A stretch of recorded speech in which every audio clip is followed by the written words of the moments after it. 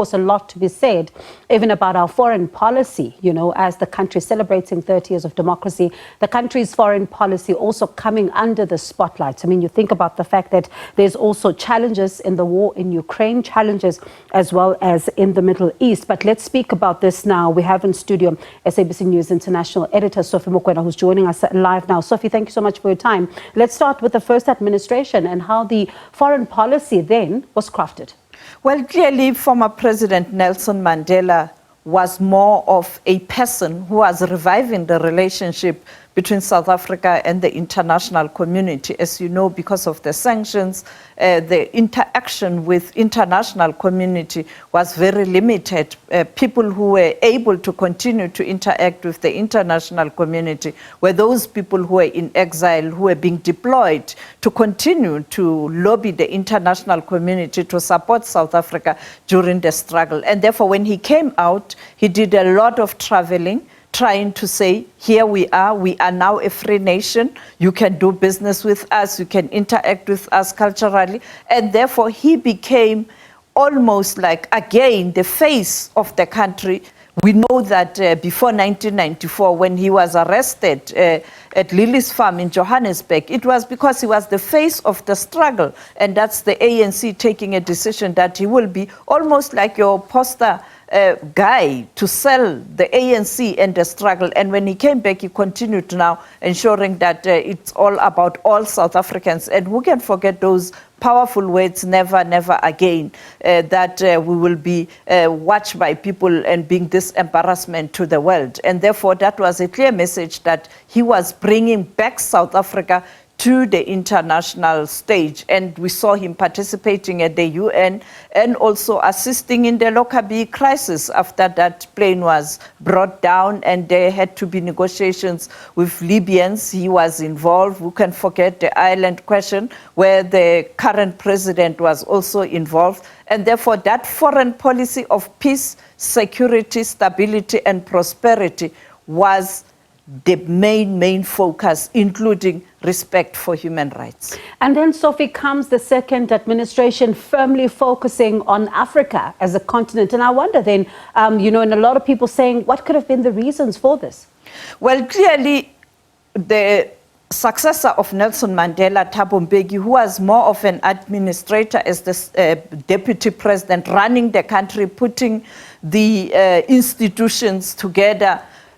When he came in, he saw a need to ensure that we don't only strengthen ourselves in terms of relations with other regions. We start at home, that is the African continent, because this is who we are. That is why during the adoption of the Constitution in Cape Town, who can forget that I am an African speech? That was a clear indication that his tenure was going to be characterized by entrenching South Africa within the African continent, because this is who we are.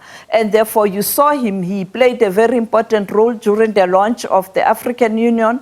He was the first chair of the African Union after the OAU was transformed to the African Union in Durban. He continued also international stage. You can forget the ET Summit, the Sustainable Development Summit, and also the two important summits in Durban. That is the Non-Aligned Movement and also the Racism Conference. So indicating that we are part of the international community, we respect multilateralism. In terms of business, he participated in the G20. That is why South Africa currently is the only African country that is a full member of the G20. He used to be invited to attend the G8 then, when Russia was still a member, before Russia was taken out, and now we have the G7. And therefore you could see that he was an economist pushing trade relations. And that is why, in terms of diplomacy, it was more of economic diplomacy, not only on the continent, but with other regions, including the South-South. Now, today, we call it BRICS. And was there a continuation, though, especially when you look at former President Mbeki's tenure and also former President Jacob Zuma as well? Well, there was a continuation because there was just nothing that President Zuma could do because these were ANC policies. So he continued with the ANC policy of being friendly to all countries around the world, much as President Zuma was more interested in local issues. But he also played a very important role. You'd recall that it was during his tenure where South Africa was admitted as a BRICS member country, and he used to address those UN meetings. He used to attend the African Union. It was during his tenure where Dr. Nkosazana Dlamini Zuma became the chair of the Commission of the AU. He wasn't that much in terms of really like Mbeki did, even today in his twilight years, in his retirement. He's still involved in African issues. He has just returned from Switzerland, where they normally have this meeting to discuss how Africa can be assisted to develop better. So there was a continuation.